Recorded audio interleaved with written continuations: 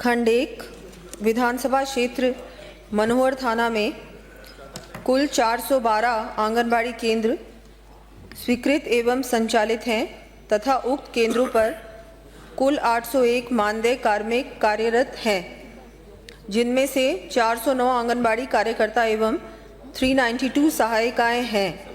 खंड 2 उक्त विधानसभा क्षेत्र में संचालित कुल 412 आंगनबाड़ी केंद्रों में से 271 आंगनबाड़ी केंद्र स्वयं के भवनों में, 30 किराए के भवनों में, 77 विद्यालयों में, 30 अन्य राजकीय भवनों में एवं 4 निजी निःशुल्क भवनों में संचालित हैं।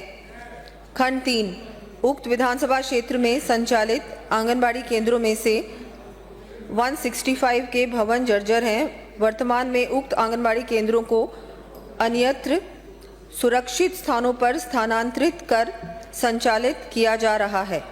माननीय सर, धन्यवाद। माननीय सभापति महोदय, राज्यपाल के अभिभाषण के धन्यवाद प्रस्ताव में खेजड़ी संवर्धन, ओरण और गोचर के संरक्षण के संबंध में संशोधन प्रस्ताव प्रक्रिया की नियम 15 के तहत प्रस्तुत किया गया है। मेरा निवेदन है कि इसको स्वीकार किया जाए। बिल्कुल, आप ले लेंगे तो बड़ी कृपा होगी। और जो बीकानेर में भाई मजबूत आवाज कर रहे हैं, उनकी बात सरकार तक भी पहुंचेगी। राजस्थान युवाओं का देश है। मैं भी एक युवा हूं। अभी तक युवाओं के विषय पे काफी बात हो रही थी। विपक्ष कह रहा था कि पक्ष कुछ नहीं कर रहा, पक्ष कह रहा था कि विपक्ष कुछ नहीं कर रहा। अरे साहब, इतने सालों से पेपर लीक हो रहे हैं, आप बताइए तो सही कि आखिर जिम्मेदार कौन है? आज तक किसी ने जिम्मेदारी ली क्या? अभी तक पेपर लीक के उस दंश से निकले ही नहीं थे। पेपर लीक के उस दंश से निकले ही नहीं थे कि ओमर सीट का एक और प्रकरण सामने आ गया। अरे साहब, उन युवाओं के भविष्य के साथ खिलवाड़ आखिर कर कौन रहा है? एक के बाद एक।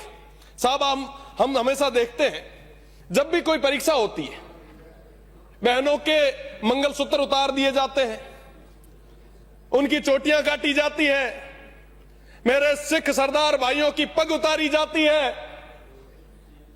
और वो तमाम लोग इसलिए सहयोग करते हैं कि काश ये पेपर लीक रुक जाए।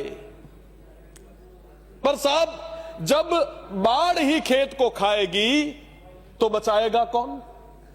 ये मत समझिएगा कि बाहर बैठा युवा समझ नहीं रहा। वो समझ रहा है, वो देख रहा है। अंदर बैठे हुए माननीय किस तरीके से पेपर लीक को लेके चिंतित है, वो सब तरीके से देख रहा है।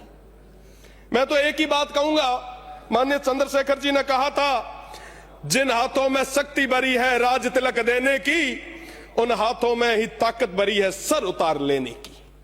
साहब, समय रहते पेपर लीक रे प्रकरण ना और तमाम यह मुद्दा रे माथे एक विशेष आप चर्चा कराओ और स्थितियां जो है वो प्रदेश रे सामी लाओ।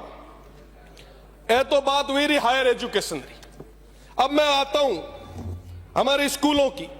थोड़ी देर पहले स्कूलों पे चर्चा चल रही थी, स्कूल्स की बातें हो रही थी। कहा गया हमारे विपक्ष के नेताजी ने कि 1.5 लाख टीचर्स की कमी है, 3700 स्कूल जर्जर अवस्था में है, 80,000 कमरों की जरूरत है, 44,000 शौचालयों की जरूरत है। अरे वाह, बहुत बड़ा नंबर आपने बताया। ऐसा आप देखिए कि पूर्ववर्ती सरकार में आप भी शिक्षा के मंत्री थे, वर्तमान वाले भी अभी आए हैं। तो साहब, आखिर यह कब तक पूरा होगा?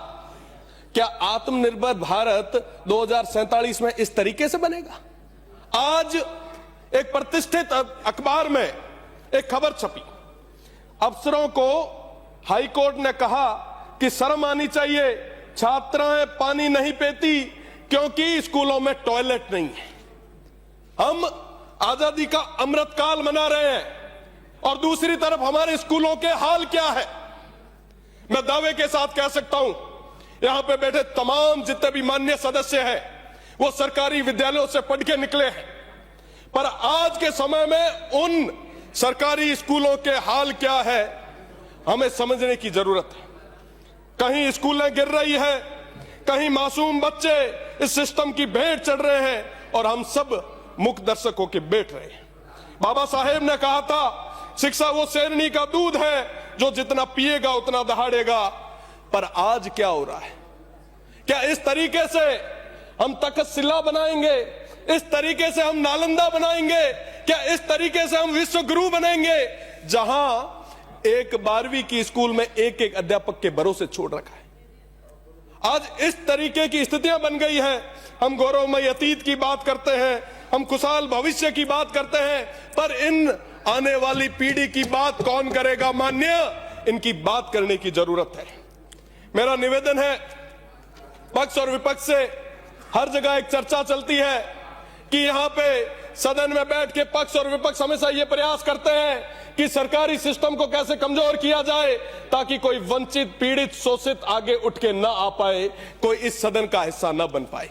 अगर वाकई आप चाहते हो कि हमारी तरह, हम सभी की तरह कोई ग्रामीण स्कूल से निकल के इस सदन तक पहुंचे, तो उस शिक्षा व्यवस्था को सही करना हमारी प्रायोरिटी होनी चाहिए। हम क्या कर रहे हैं साहब? शिक्षा की बात होती है, एक दूसरे पे हमेशा हम आरोप और प्रत्यारोप लगाते हैं। आखिर ये शिक्षा व्यवस्था सही होगी कैसे? माननीय, मैं कंक्लूड कर रहा हूं, बहुत जरूरी विषय है। आखिर ये शिक्षा व्यवस्था सही होगी कैसे?